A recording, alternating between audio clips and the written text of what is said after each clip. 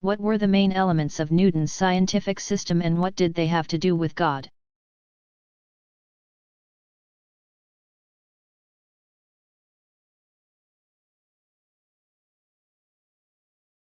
Newton, 1642 to 1727, used the model of Euclidean geometry to demonstrate the mathematical axioms describing the system of the world. He held that the world consisted of material bodies, or masses made up of solid corpuscles that were either at rest or that moved according to the three laws of motion.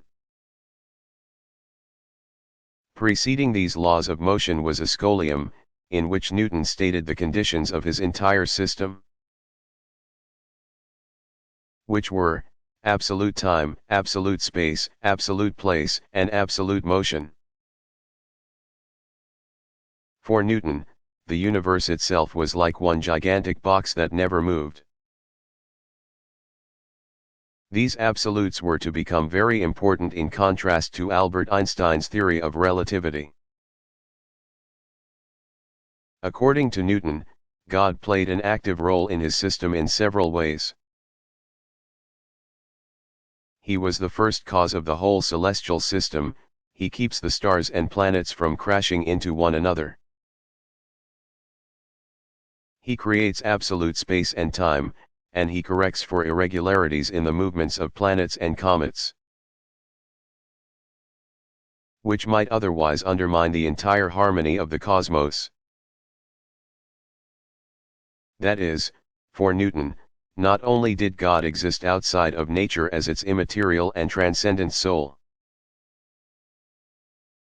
but God was the real and practical ruler and regulator of the physical universe. He wrote, "And thus much concerning God, to discourse of whom from the appearance of things does certainly belong to natural philosophy." This was religious science in religious times.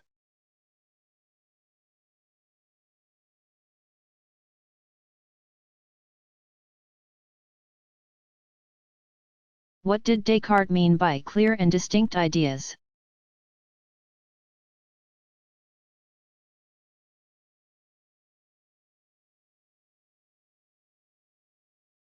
Descartes thought that there was a natural light of reason by which one could be sure of one's thoughts. Descartes wrote in his Principles of Philosophy, 1644, "I term that clear which is present and apparent to an attentive mind, in the same way that we see objects clearly when, being present to the regarding eye, they operate upon it with sufficient strength. But the distinct is that which is so precise and different from all other objects that it contains within itself nothing but what is clear." In other words, the thinker has an intuitive or direct experience of clarity and about what he or she is clear about. Descartes was relying on our ability to recognize when we know something for sure in all its detail.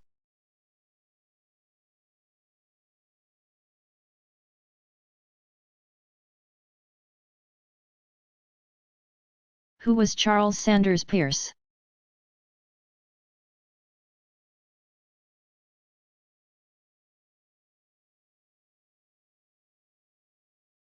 Charles Sanders Peirce, 1839 to 1914, is recognized as the founder and originator of pragmatism.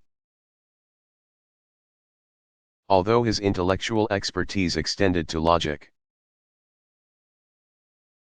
mathematics, economics, social science, the physical sciences, and geodesic work, Peirce's published writings date from 1857 until his death and constitute 12,000 printed pages. There are, in addition, 80,000 pages of his unpublished handwritten work. His principal works, published posthumously, are edited volumes, such as the new elements of mathematics. 4 volumes, 1976, The Essential Pairs, 2 volumes, 1992 and 1998, and Writings of Charles S. Peirce, a chronological edition, 5 volumes, 1882 to 1993.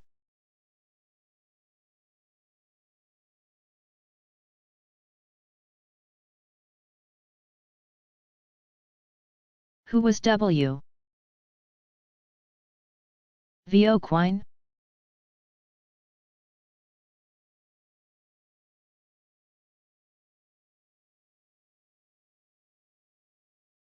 W. V.O., Willard Van Orman, Quine, 1908 to 2000, represents the apogee of 20th century scientific philosophy. In many ways he combined the best of logical positivism, pragmatism, and scientific empiricism. He was born in Akron, Ohio, and studied at Oberlin College and then Harvard. He earned his Ph.D. in 1932 and then became a Harvard Fellow. This allowed 4 years for research and travel before beginning his 50-year Harvard teaching career in 1936. His influence is considered monumental, and he has been highly regarded, even revered, as a person. Quine's main books are Word and Object, 1964, The Ways of Paradox, and other essays. 1976, Ontological Relativity, 1977, From a Logical Point of View, 9 logico-philosophical essays.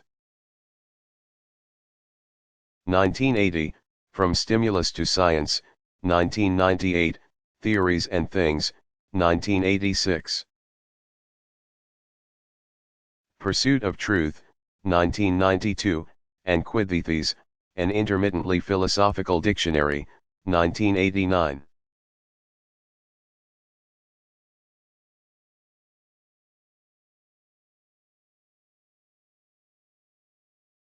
How did Montaigne convey his ideas?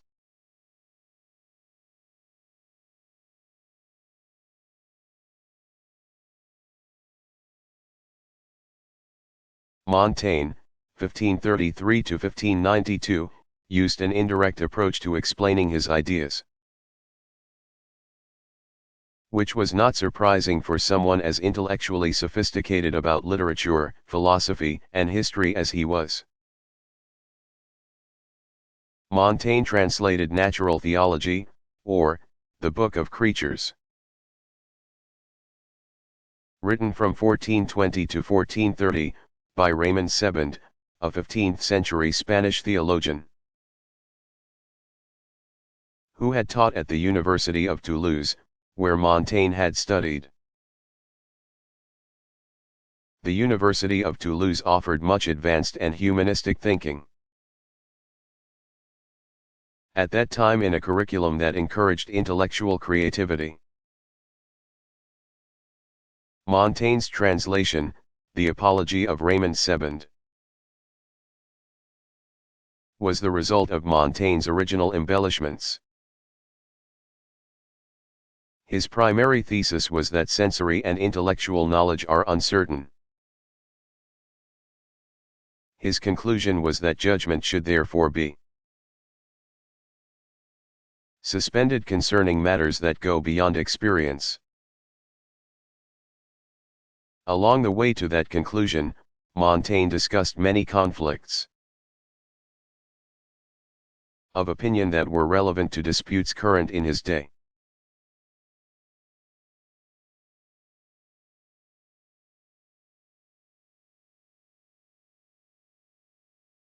Did Gottlob Frege succeed in reducing mathematics to logic?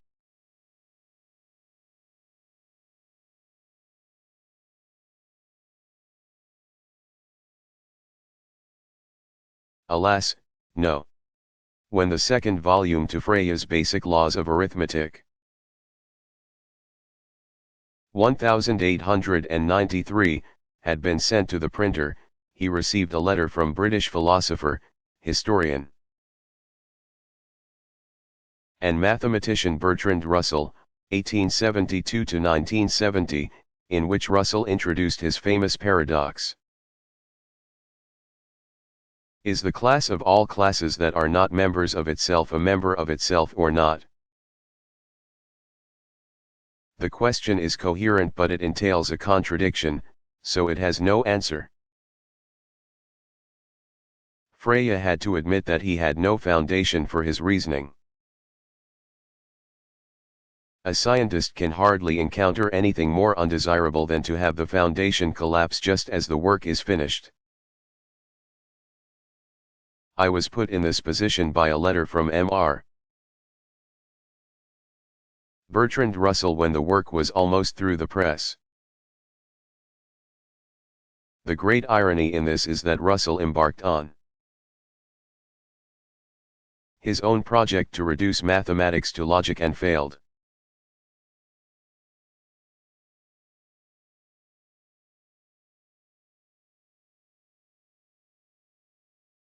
Who was Bernard Bosanquet?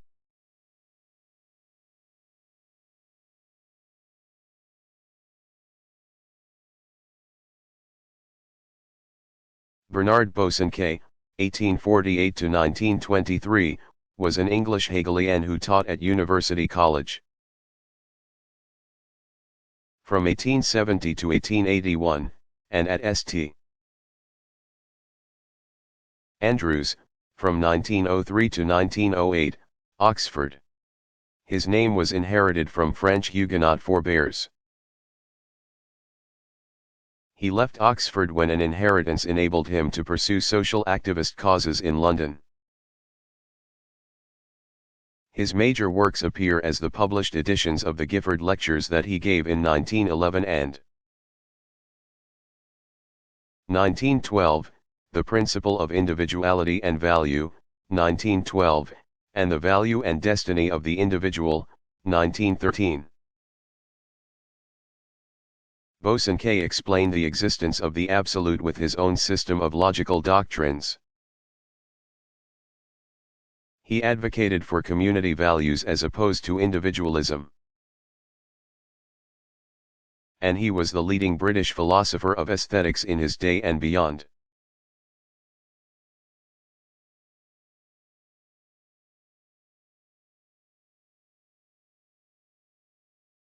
What historical developments helped to start Renaissance humanism?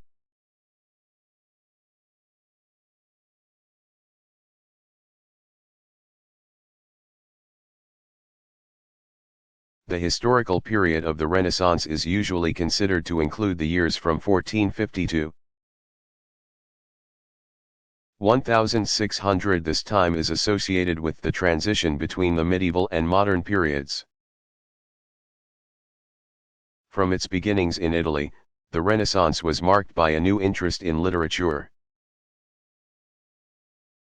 poetry, and painting, in a shift of attention from the mainly religious preoccupations of life in the Middle Ages to the secular, perceptible world. The Western world changed, along with this transformation of values, the Copernican revolution radically reconfigured the place of human life in the physical cosmos. Inquiries leading to the scientific revolution began. Seeds for nation-states were sown in political thought and action. The great age of exploration and travel by Europeans to Asia, Africa, and the Americas for adventure, science, and wealth began. All of these factors during the Renaissance changed the course of philosophy.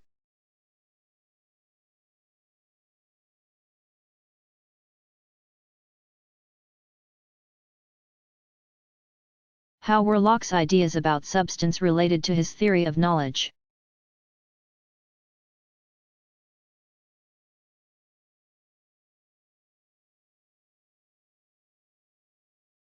Locke confined knowledge to sensory information and the workings of the mind. and he had a moderate skepticism about claims beyond those two sources of information. Locke introduced his essay concerning human understanding. 1689, as the result of conversations among friends which led to the question of what it was possible for them to know. Given the limitations of human faculties, it was necessary to examine our own abilities and see what objects our understandings were or were not fitted to deal with. Locke's method was not to rely on tradition or what other philosophers had claimed, but to look to the things themselves. Knowledge, according to Locke, was direct awareness of some fact. The only facts we can know are those that consist of relationships among our ideas. A fact is something true about the world. Locke did not think that we had direct experience of the world. Things in the world acted on our sense organs to produce ideas. Therefore, the truths we know, facts, are about the relationships between ideas. Ideas are mental objects for Locke, some of which are representations of things in the world. In Book I of the essay, Locke attacks the rationalist doctrine of innate ideas and innate knowledge. His argument is that we have innate capacities, but nothing like knowledge until there is experience. This is Locke's famous description of the mind as a tabula rasa, or blank slate. In Book 2, he explains our different types of ideas by tracing them to sensation and reflection on sensation. Reflection consists of combination, division, generalization, and abstraction. For Locke, our ideas are like impressions from experience. When we consider our ideas in our minds, we can combine different ideas, divide an idea into more ideas, generalize about what ideas in a group share, or abstract some property shared by a group of ideas. In Book 3, Locke explains how words can mislead us about facts or the things themselves. Book 4 is a discussion of how we are obligated to conduct our minds in forming beliefs, so as not to stray too far from what we know.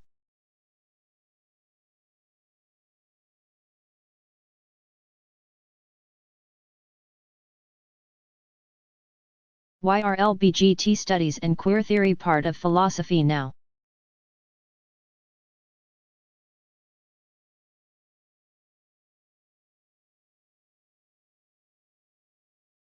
They have become part of philosophy along with an overall interest in expanding cultural studies to include attention to issues previously neglected. This change has been part of the humanities, generally, and philosophers have focused on conceptual issues related to these fields. Queer theory emerged in the 1990s, along with LGBT, lesbian, gay, bisexual, transsexual studies, as a positive affirmation of sexual difference that does not fit into any of its predecessor categories, including lesbianism. Good overviews on the subject may be found in Naomi Shore's Feminism Meets Queer Theory, 1997, and helpful works on transsexuality are Susan Stryker's Transgender History, 2008, and Laurie Shorroch's You've Changed, 2009.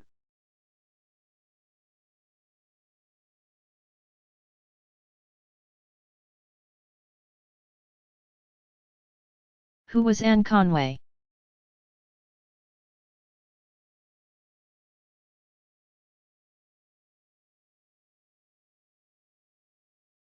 Anne Conway, 1630–1679, was best known in philosophy for her The Principles of the Most Ancient and Modern Philosophy, 1690. This work was meant to overthrow both René Descartes' 1596–1650, dualism and that of Henry More, 1614–1687. She posited an infinite number of ordered monads, each one of which was a congealed spirit as the ultimate components of reality. She was influenced by Flemish alchemist Franciscus Mercurius van Helmont, who showed her work to Gottfried Leibniz, 1646–1716. Leibniz himself acknowledged her influence, and some think he got the term monad from her.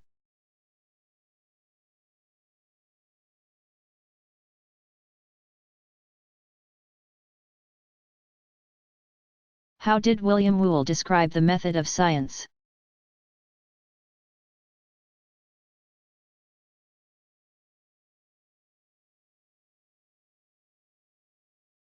In his 1837 book, History of the Inductive Sciences, Whewell described scientific methodology as a three-part process.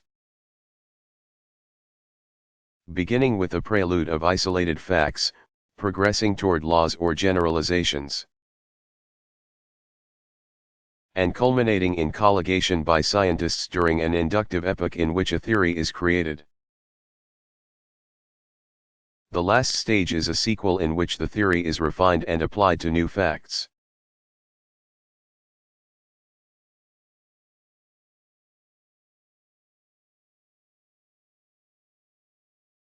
What was the intellectual merit of Desaada's endeavors?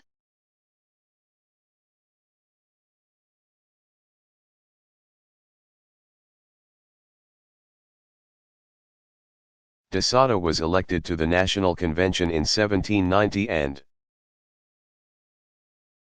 wrote political pamphlets calling for a direct vote. Simone de Beauvoir, 1908–1986. And other 20th-century existentialists interpreted a radical doctrine of freedom in his writings. His emphasis on the importance of sexuality in human life is said to have anticipated Sigmund Freud. Others have seen seeds of nihilism in his work. The 20th-century psychoanalyst Jacques Lacan claimed that Desaada's ethics were a counterpart to Immanuel Kant's, 1724–1804, categorical imperative. The 20th-century feminist Andrea Dworkin, 1946–2005, analyzed Desaada to illustrate the inherently violent misogynistic nature of all heterosexual pornography.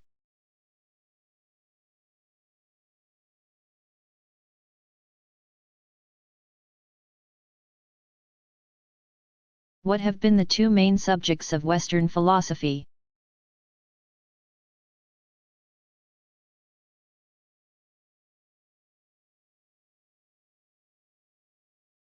Western philosophy has always had two main subjects, the natural world and the human world.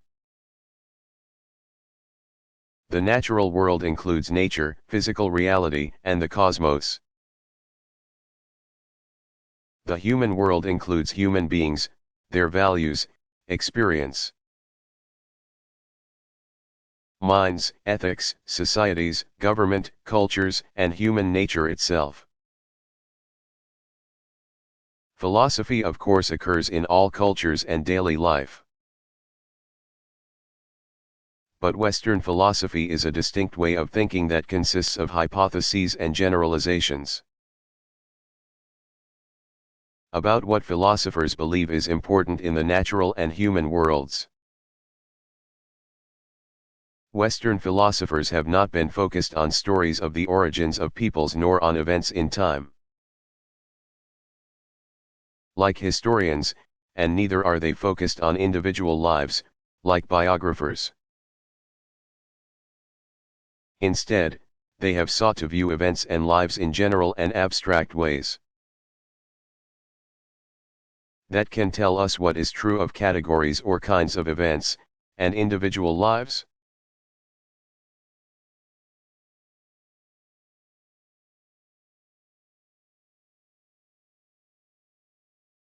Was Luce Irigaray's speculum of the other woman socially relevant?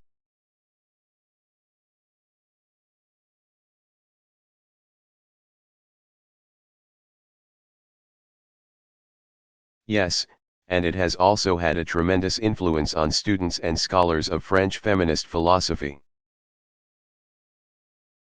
In the context of the women's health movement in the United States during the 1970s, it expressed part of the spirit of the gynecological aspect of women's liberation. Women began to rebel about the fact that there were so few women doctors and that male doctors treated their reproductive and childbirth issues in repressive ways. Women began to talk more openly about their feelings of shame about their own bodies. Members of some women's collectives began giving themselves and their friends gynecological examinations. And others, without prior medical training, taught themselves how to administer abortions. At the same time, the practices of natural childbirth, childbirth without medication, and nursing, which until then had been the only resort for many poor women, were advocated for privileged women, for the health of both mothers and babies. These examples of women taking responsibility for their health were motivated both by an ideology of rebellion against patriarchy and the goal of improving women's health. Since the 1970s, feminist advocates have pointed out that clinical medicine has traditionally been based on the male body. Some diseases have different symptoms in men and women, for example, heart disease. At this time, female doctors are commonplace, particularly in the practice of gynecology. And there is greater attention, overall, to women's health problems. Historical information on the 1970s women's health movement can be found at CWLU Her Story Project. The online history of the Chicago Women's Liberation Union is at http://www.cwluherstory.com.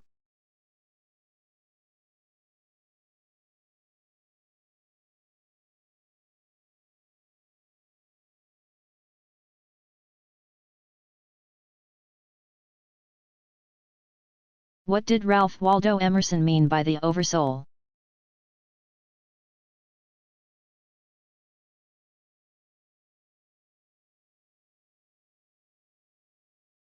Emerson's idea of the soul came to him from reading the Bhagavad Gita and commentaries on it. Nonetheless, his ideas bear a striking similarity to European Neoplatonic thought. Emerson wrote, "The supreme critic on the errors of the past and the present, and the only prophet of that which must be, is that great nature in which we rest, as the earth lies in the soft arms of the atmosphere. That unity, that oversoul, within which every man's particular being is contained and made one with all other. That common heart, of which all sincere conversation is the worship. To which all right action is submission, that overpowering reality which confutes our tricks and talents, and constrains every one to pass for what he is, and to speak from his character, and not from his tongue. and whichever more tends to pass into our thought and hand, and become wisdom, and virtue, and power, and beauty. We live in succession, in division, in parts, in particles. Meantime within man is the soul of the whole, the wise silence, the universal beauty, to which every part and particle is equally related, the Eternal One.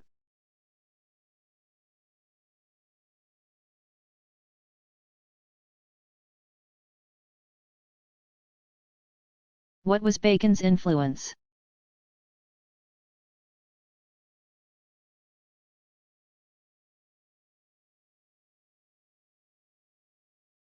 Francis Bacon's, 1561–1626, requirements for causal explanations were universally accepted as the basic principles of methodology in the new science. In the 19th century, the empiricist philosopher John Stuart Mill, 1806–1873, restated them as the basis of scientific investigation in his time. Bacon's aspirations for an association of scientists were eventually realized in the British Royal Society. Bacon's methodological principles, combined with Kepler's theory of elliptical orbits, were built on by Isaac Newton, 1643–1727. For his culminating scientific system of the fundamental structure and operating laws of the universe. And Newton's work was to hold at least until Albert Einstein's 1879–1955, theories in the early 20th century.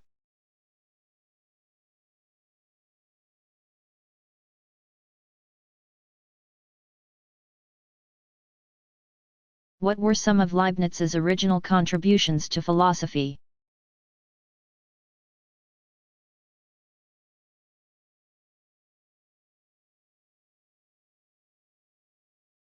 Leibniz's major works include the Monadology, 1714, Discourse on Metaphysics, 1686, Theodicee, 1710, and the Leibniz-Clark Correspondence, 1714–1715. As well as political writings and a large body of unedited material. Leibniz had a very complex view of the universe that defied common sense, was theoretically fascinating, and preserved core Christian beliefs. His philosophical writings were highly complex and had their own terminology. He claimed that his philosophy was based on these general principles: principle of identity, principle of the best, principle of sufficient reason, metaphysically necessary principles, principles of order, principles of causation, and the principle of the natural. In addition to this, he used the idea of monads as the basic unit of what was real.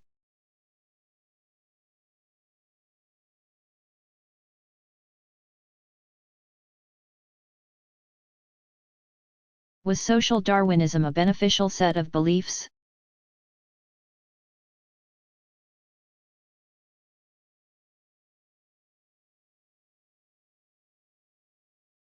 Most progressives thought not. First, social Darwinism tended to accept, if not applaud, the suffering of the poor, as though it reflected their personal weakness rather than the structure of society. And second, social Darwinism evolved into a reactionary type of white supremacy. Toward the end of the 19th century and the beginning of the 20th, social Darwinism and its associated eugenics merged with white American racialist beliefs that would later be considered racist or discriminatory. For example, in 1916 amateur anthropologist and lawyer Madison Grant published The Passing of the Great Race, or The Racial Basis of European History. Grant propounded a theory of Nordic superiority and argued for a public eugenic program to save the Nordics from being overrun by non-white racial groups. Grant's book sold 1,600,000 copies by 1937. It was widely influential in individual beliefs and public policy that restricted immigration from Asia and discriminated harshly against African Americans.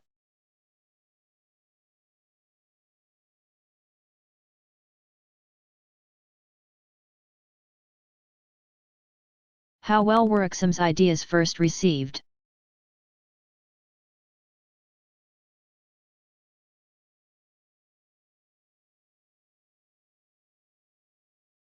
John Lutterell, former Chancellor of Oxford University,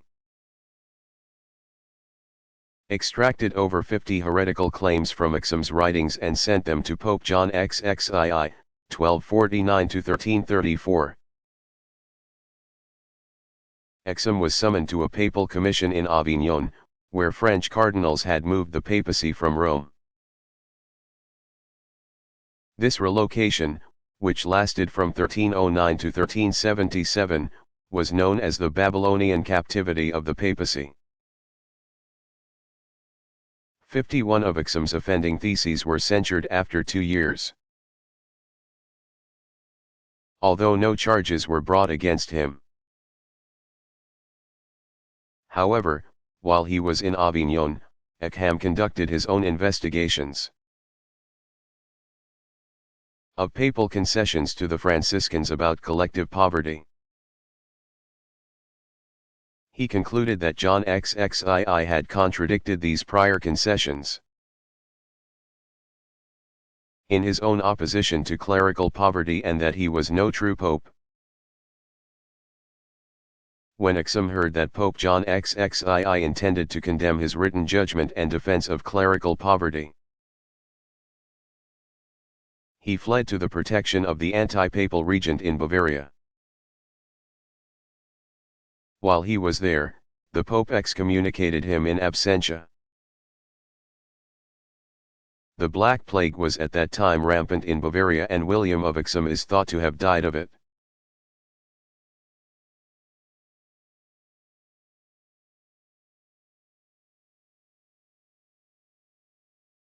How did Johann Gottlieb Fichte become famous?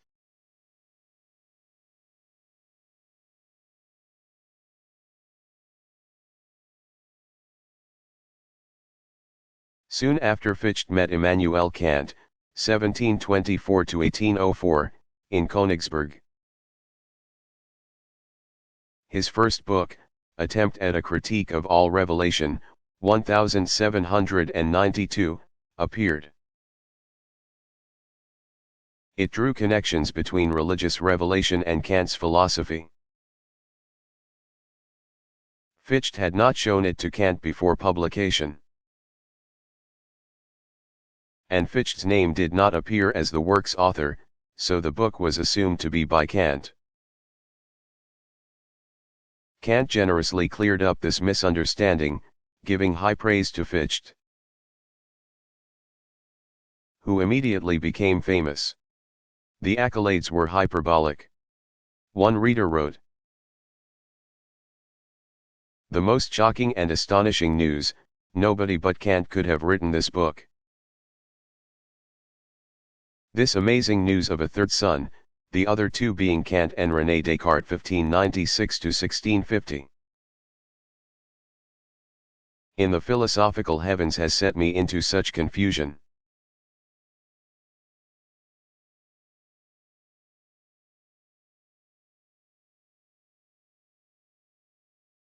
What was Pierre-Joseph Proudhon's lasting influence?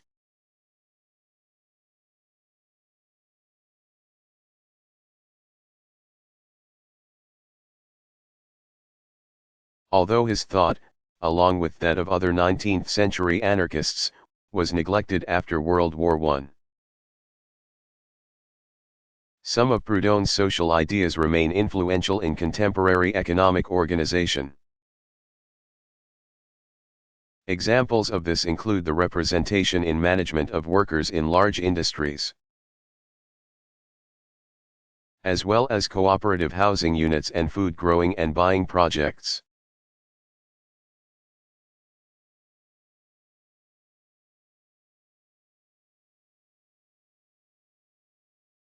What is experimental philosophy?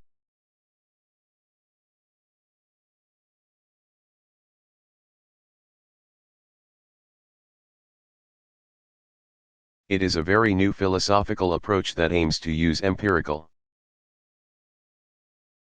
information to back up the ordinary intuitions to which philosophers refer.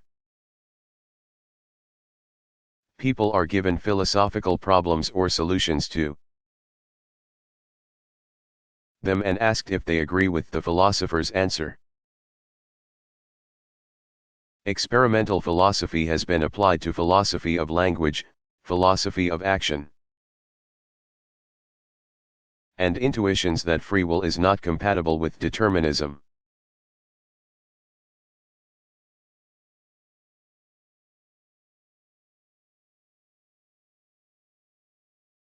Who was William of Ockham?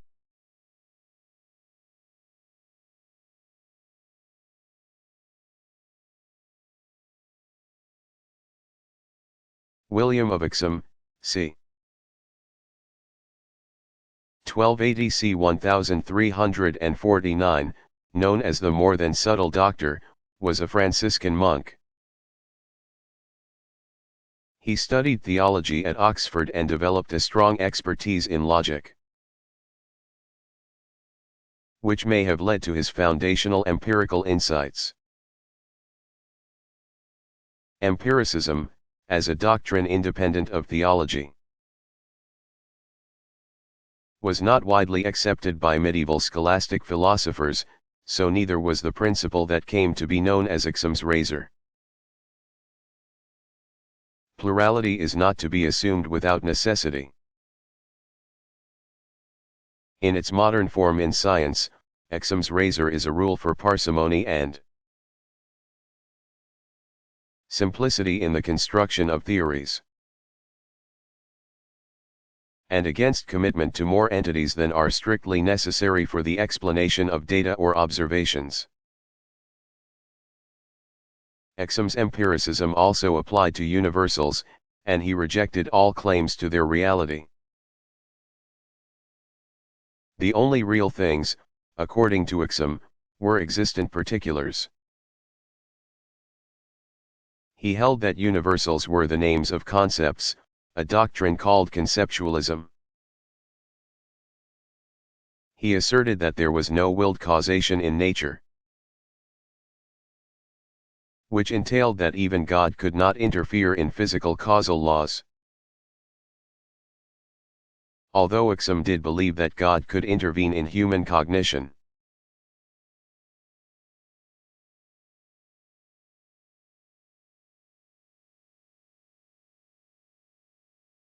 What's the difference between the practice of philosophy and the subject of philosophy?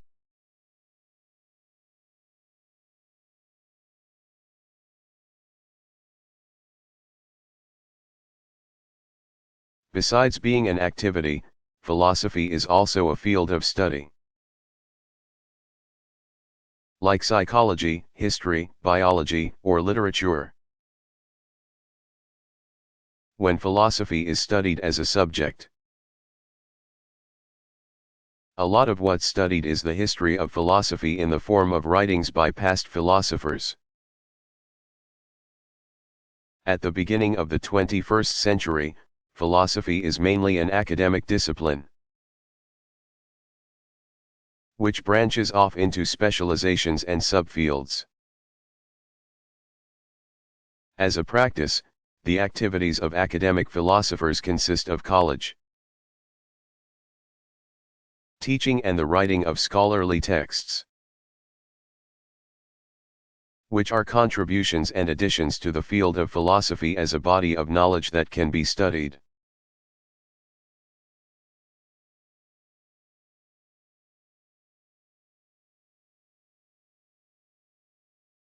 Who were the early 17th century freethinkers after Montaigne?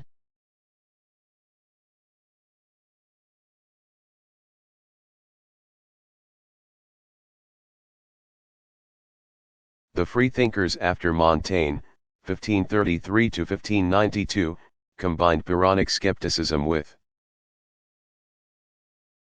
anti-Aristotelianism against both religious orthodoxy and traditional authority. The most famous freethinkers, or libertines erudites, were Gabriel Naudé, 1600 to 1653, Guy Patin, 1601 to 1672. François de la Mothe l'Éveilleur, 1588 to 1672, Pierre Gassendi, 1592 to 1655, and Isaac Lapeyreux, 1588 to 1672.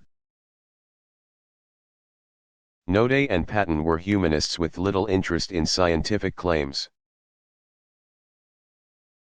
But La Mothe l'Éveilleur took up skepticism to undermine scientific knowledge. Out of this group, only Gassendi had a lasting influence on the course of both natural philosophy, what we would today call science, and philosophy proper.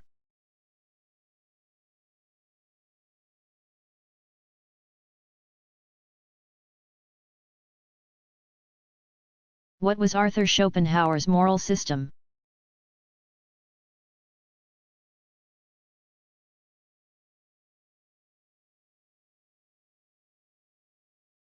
Schopenhauer believed that we should harm no one and help others as much as we can. Only on the level of appearance. When we are in direct contact with our own individual wills, is this difficult? In the noumenal realm, there is only one will and we are all part of it. So to harm another person is, in effect, to harm ourselves.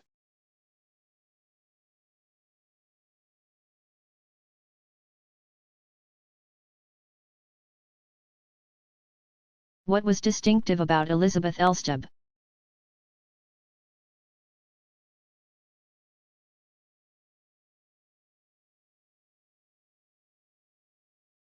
Elizabeth Elstob, c. 1683 c. 1756, was the first professional scholar to compile an Anglo-Saxon grammar. In her introduction to an English-Saxon homily on the birthday of St. Gregory, 1709, she argued for the usefulness of educating women on the grounds that scholarly work itself was valuable.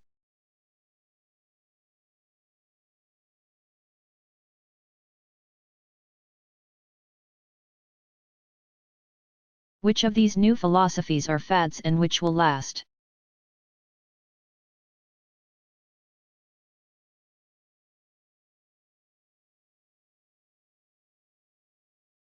The history of philosophy teaches that the focus of a generation or two can slip into obscurity as new methods and subjects catch attention. So it is impossible to predict which philosophers and books will be read 150 or even 20 years from now. In one way or another, the ideas and writers considered in this chapter signal the end of philosophy via its dissolution into literature, cultural criticism, or empirical science. But philosophy has endured for over 2,000 years, so news of its death may be premature at this point. It also remains to be seen whether these new strains of thought will themselves become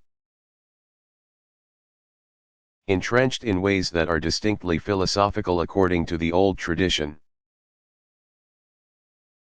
or whether the old tradition will just sail on grandly, oblivious of current distractions.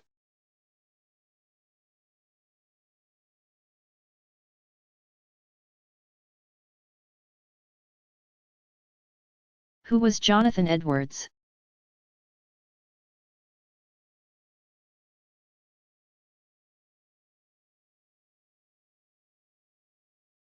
Jonathan Edwards, 1703 to 1758, was the third president of Princeton University. Although he died a year after he was elected.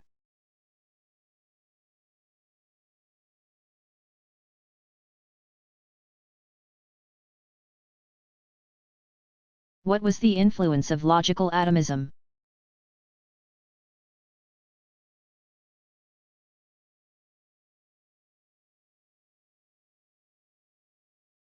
As a philosophical doctrine, logical atomism was surpassed by logical positivism. However, its main rhetorical force did demolish what Bertrand Russell, 1872 to 1970, termed logical holism, or the notion that the world is a whole, no part of which can be known independently of all others. Logical holism was the epistemological doctrine associated with absolute idealism.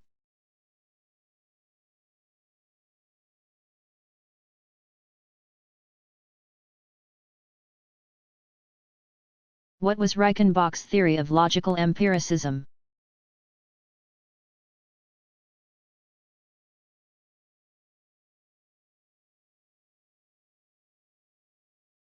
Reichenbach disagreed with the logical atomists and logical positivists,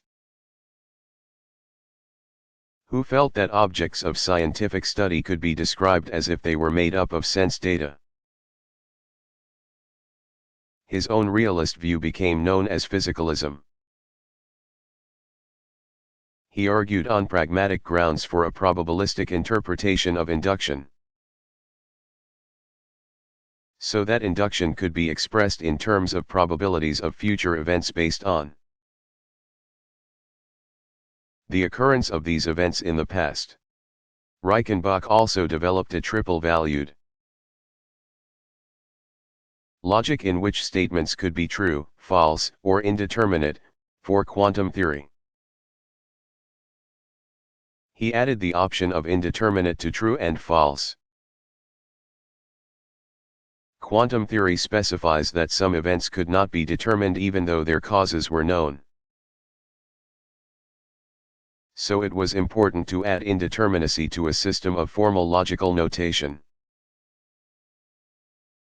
Although much of his work is highly technical, his The Rise of Scientific Philosophy, 1951, is a clear and somewhat generalist account of his perspective.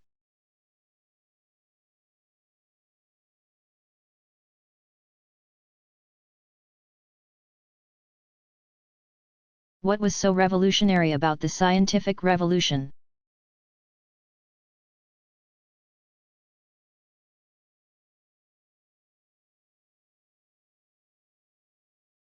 What was revolutionary about the scientific revolution was how it emphasized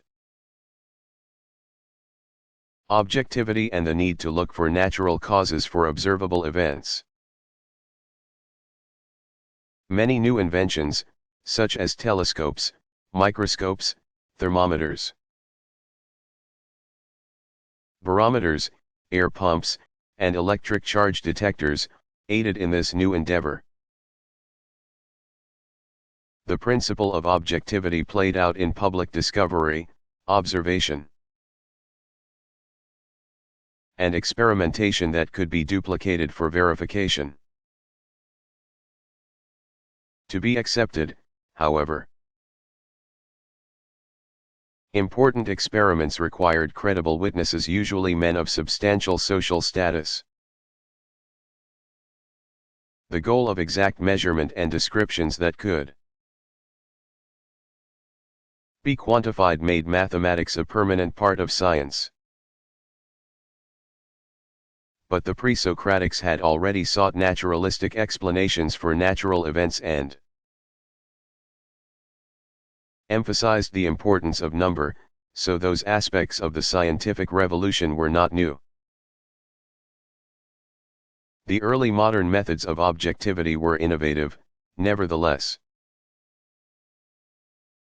As the 20th century historian and philosopher of science Thomas Kuhn, 1922 to 1996, pointed out, the classical sciences of antiquity were astronomy, statics, bodies at rest or forces in equilibrium, and optics, which were all associated with mathematics and harmonics. So that advances in one led to advances in the others. In the 16th century, local motion, as something different from Aristotle's idea of motion as qualitative change, was added to the mathematical sciences. In the 17th century, the mathematical sciences were revised by the addition of analytic geometry and calculus. New quantitative laws of motion, new theories of vision, refraction, and color, and the extension of statics to pneumatics, studies of air, fluids, and gases. Still, Kuhn argued that Aristotle and the medievals also understood the importance of observation and experimentation. What was new was not so much the addition of new fields or striking new discoveries, but a change in perspective, new ways of looking at old things.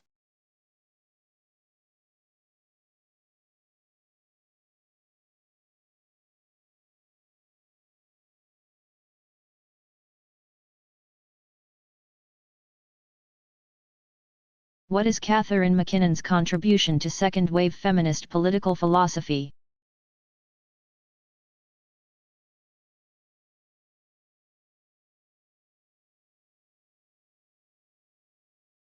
In the 1970s, Catherine MacKinnon, 1946, began to argue that sexual harassment is a form of sexual discrimination, outlawed by the 1964 Civil Rights Act. MacKinnon and Andrea Dworkin also developed legal theory to outlaw pornography. The U.S. Supreme Court ruled against sexual harassment in 1986, largely based on MacKinnon's work. And the Supreme Court of Canada has partly accepted her arguments against pornography. MacKinnon's books include, In Harm's Way, The Pornography Civil Rights Hearings. Edited and introduced with Andrea Dworkin, 1997, Toward a Feminist Theory of the State, 1989. Pornography and Civil Rights, A New Day for Women's Equality, with Andrea Dworkin, 1988. Organizing Against Pornography, 1988, Feminism Unmodified, Discourses on Life and Law, 1987.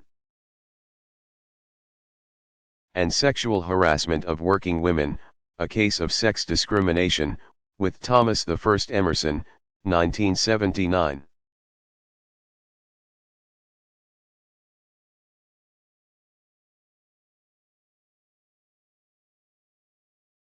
Who is Jerry Fodor?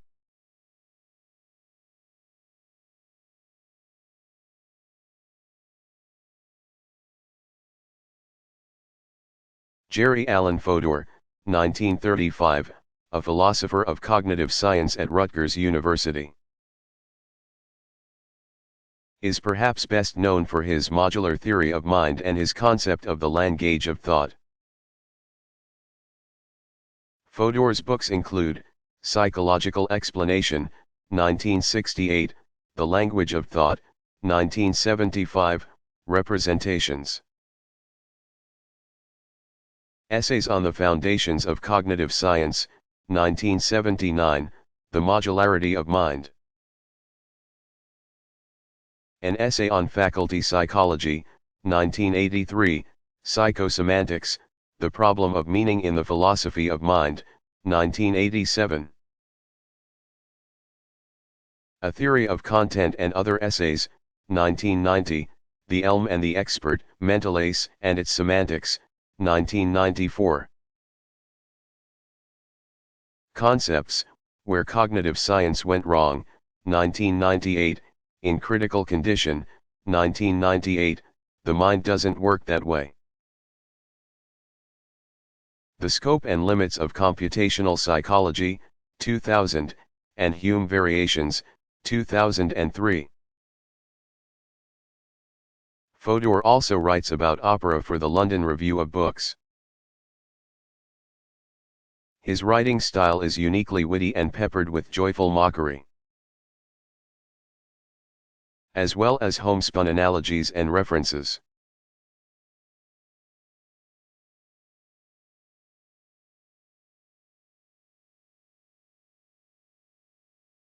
What is the story behind Friedrich Schelling's scandalous romantic affair with August Wilhelm von Schlegel's wife?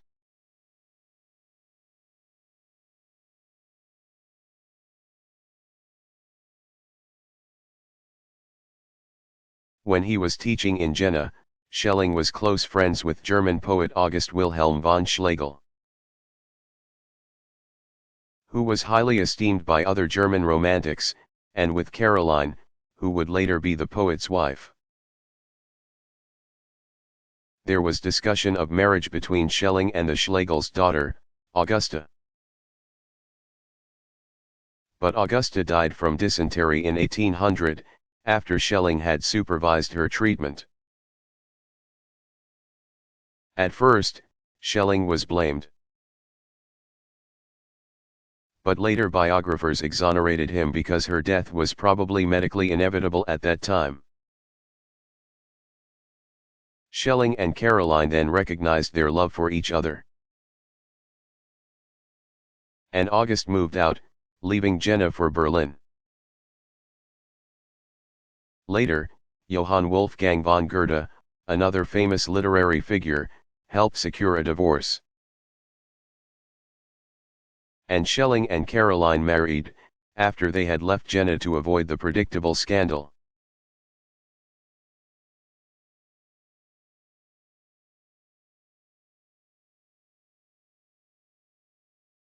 How did skepticism further arguments for faith and mysticism?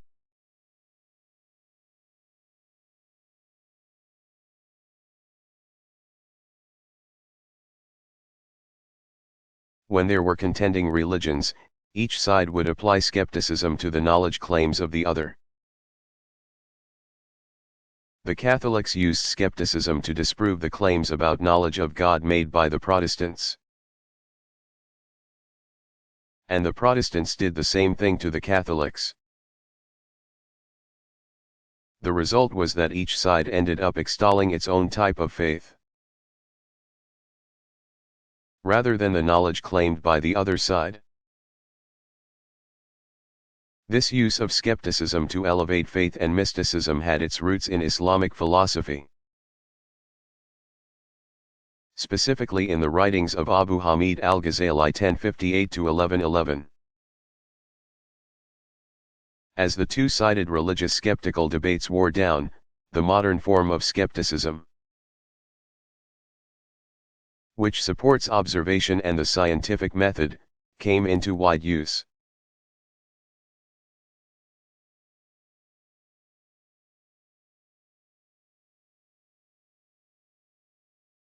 What did Arthur Schopenhauer mean by his acronym WELT?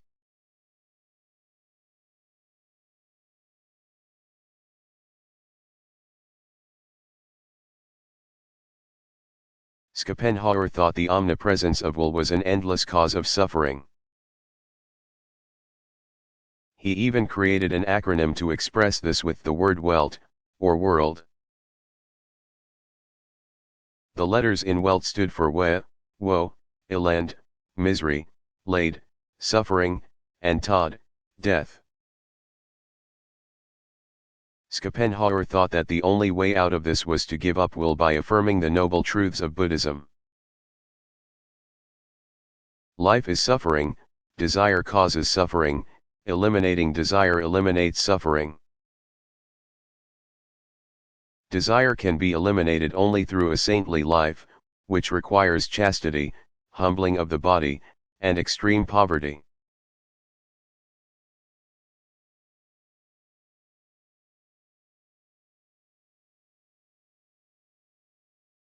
Why did Martin Heidegger refuse having his works translated from the German language?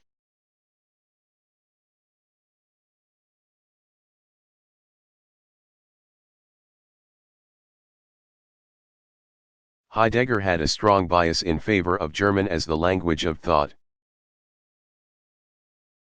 He did not think that his philosophy could be understood by those who did not speak German, and would not permit his work to be translated into Spanish.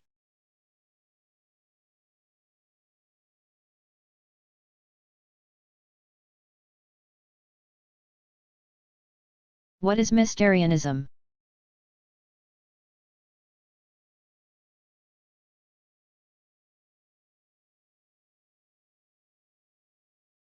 Mysterianism is the view that it is impossible for us to explain consciousness.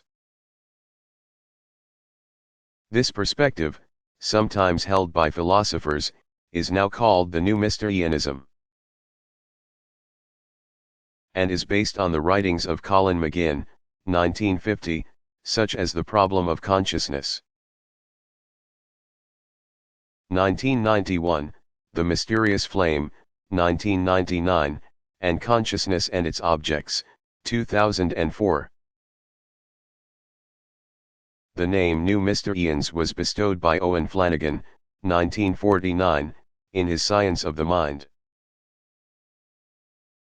1991, and it was based on the rock group and the Mysterians.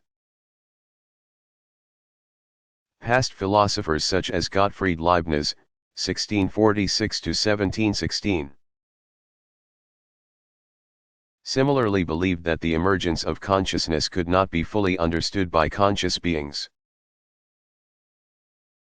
What is striking about the New Mysterianism, though, is that it cropped up after almost a century of rigorous philosophical attempts to provide theories of consciousness and cognition. It is different from claiming, as Jerry Fodor, 1935, does, that we do not now know how the mind is connected to the body, because it claims that we can't ever know that, or even what the mind itself is. Some aspects of this thought are reminiscent of skepticism. In the ancient world and in the 16th century.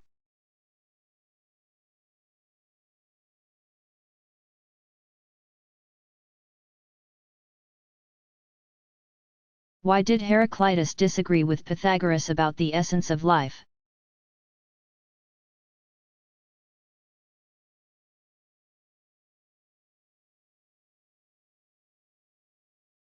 Heraclitus, c.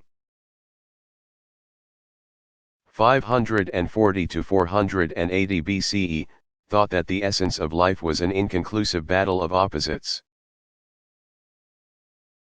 The logos, or rational ruling principle of the cosmos, which takes on the form of fire and is equal to soul or life, is a constant.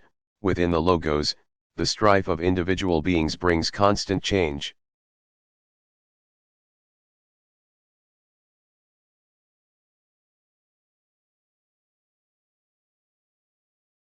Why do Locke's biographers consider his last years happy ones?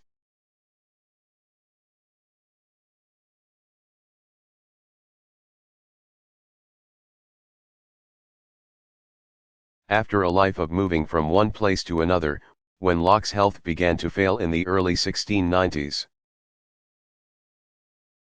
he moved into the home of Damaris Cudworth, who had become Lady Masham.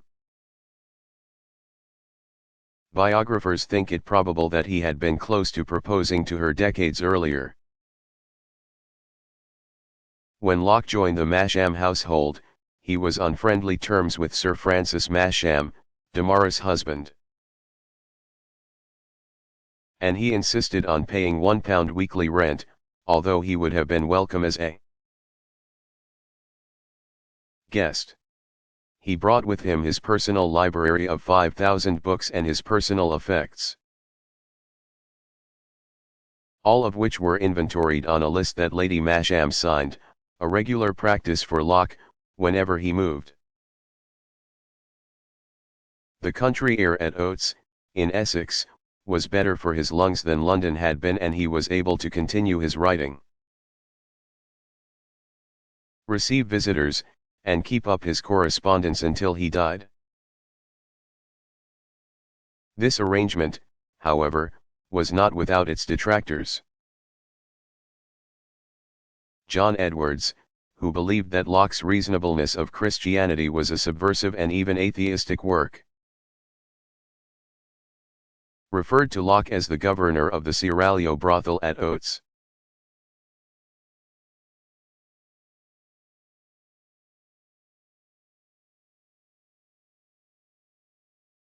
Who were René Descartes' royal female correspondents?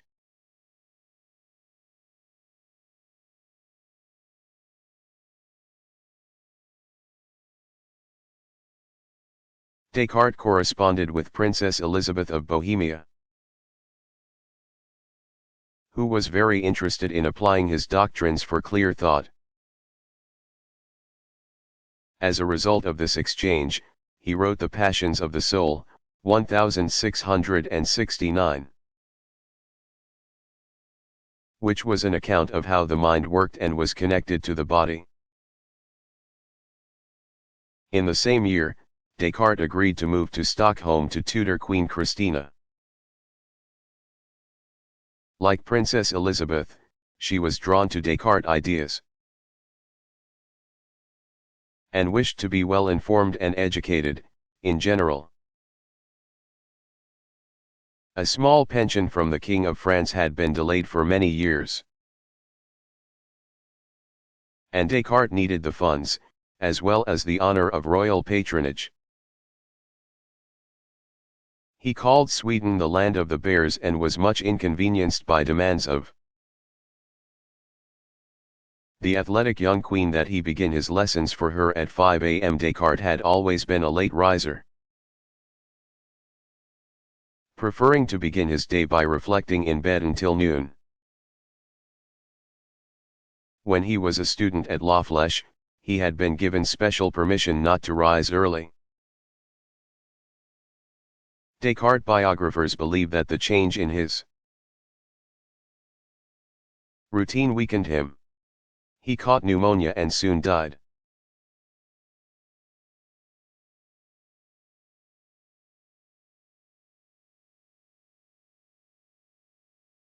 What is metaphysical idealism?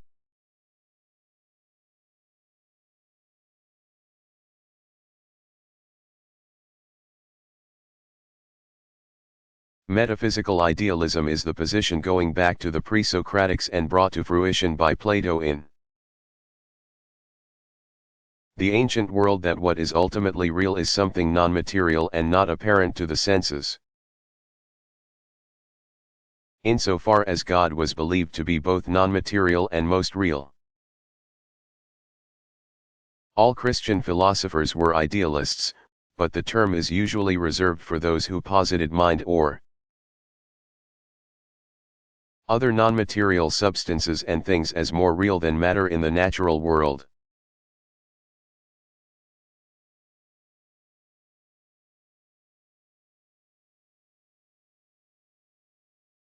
What was Charles Peirce's philosophical system?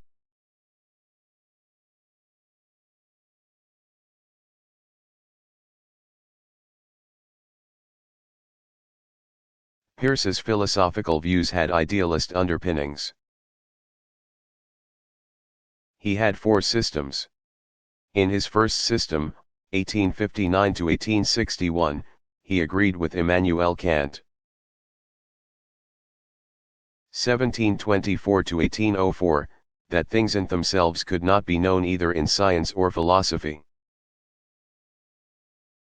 Science is concerned with phenomena, or what appears in experience.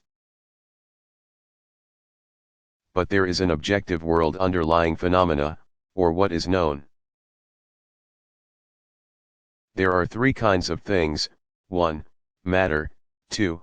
Mind, and 3. God, or it, thou,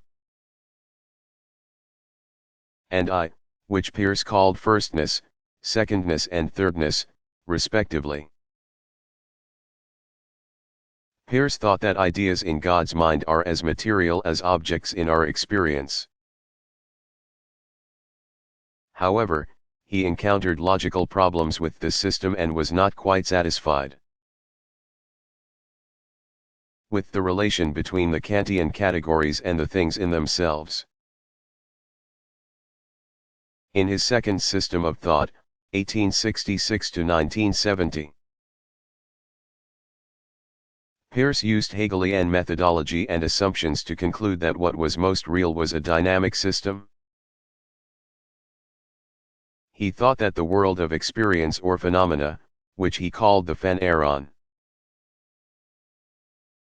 is entirely made up of signs which are qualities, relations, things, events, everything, and that these signs are all meaningful. The meaning of each sign is part of a system that also contains the object and the interpreton.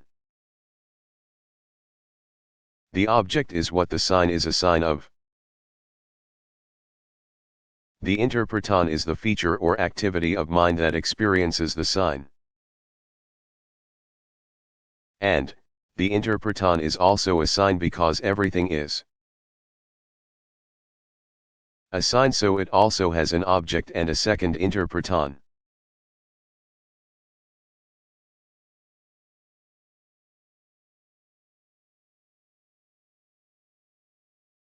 Who was Isaac Newton?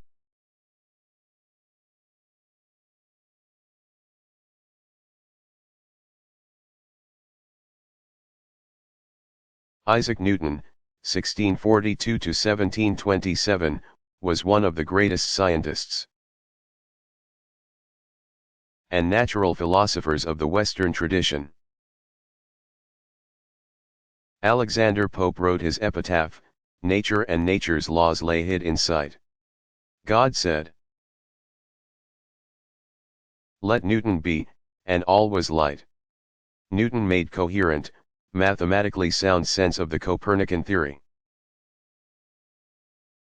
Kepler's and Tycho Brahe's discoveries, and Galileo's findings.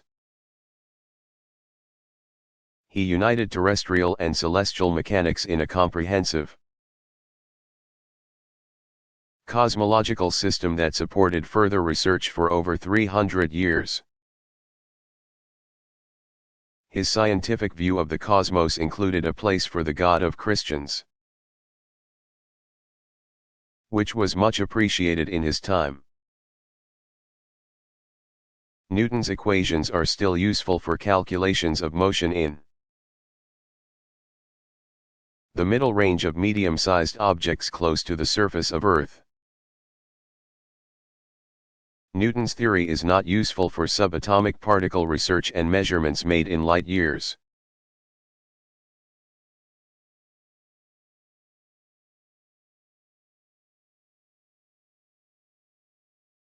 Was Immanuel Kant a recluse?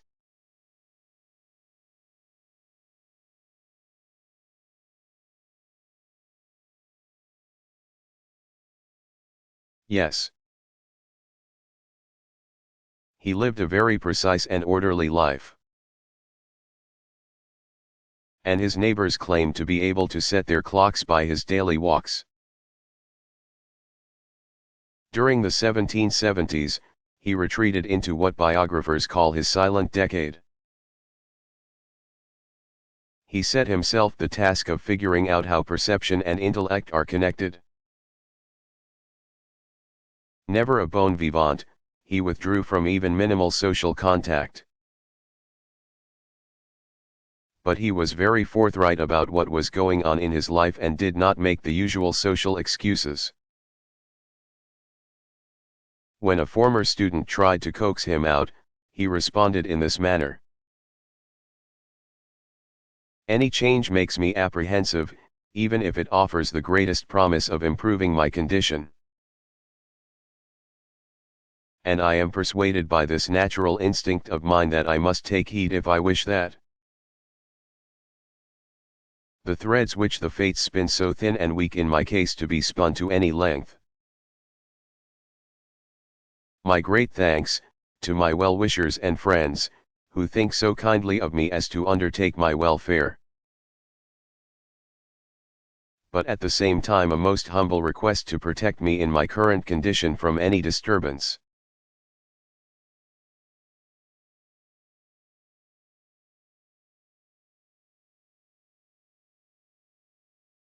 What was 19th century intuitionism?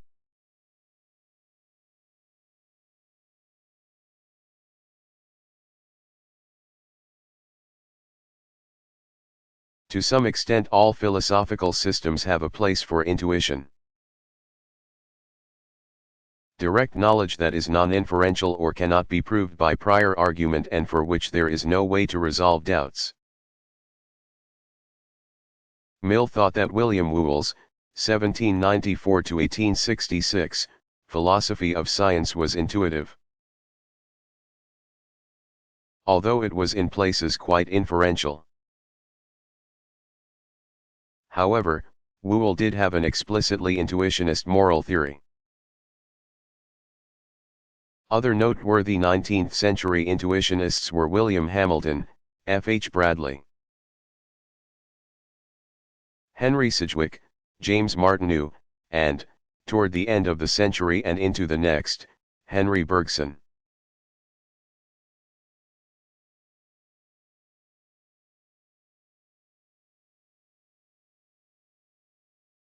What was the Enlightenment?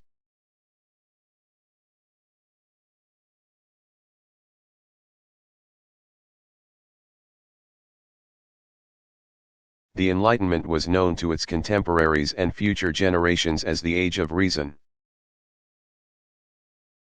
The Enlightenment went beyond intellectual activity to affect painting, literature,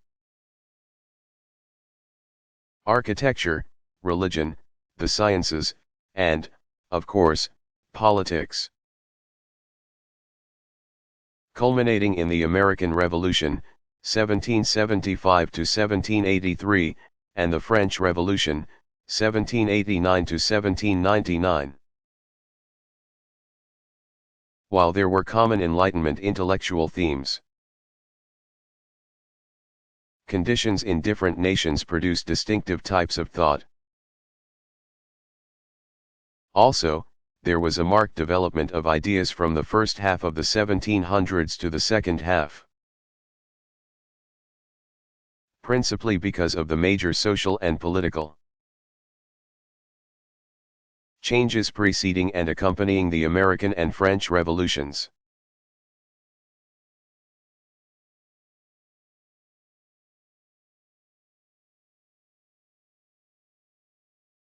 Who or what were the Cambridge Apostles?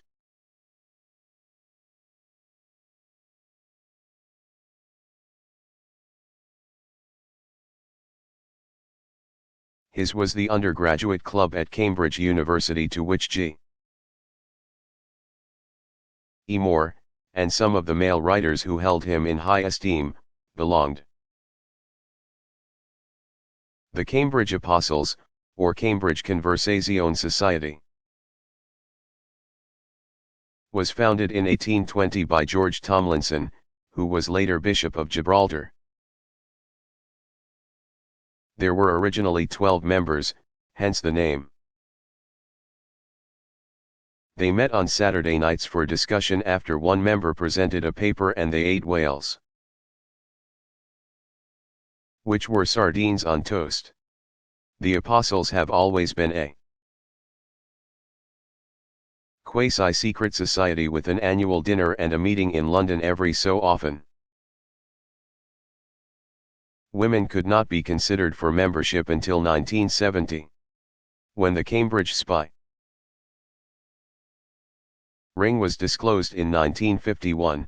4 of its members were former apostles, and 2